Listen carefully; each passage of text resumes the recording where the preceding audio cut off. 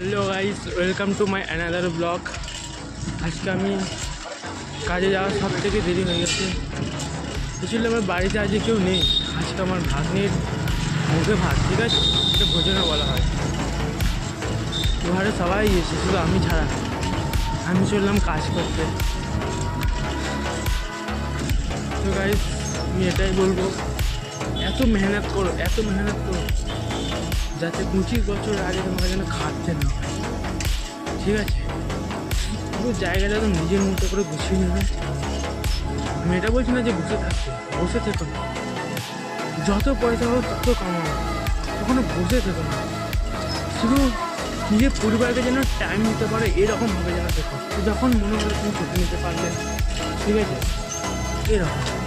তো এটাই বলছি, দেখো এখনও চললাম সাইকেল চালিয়ে।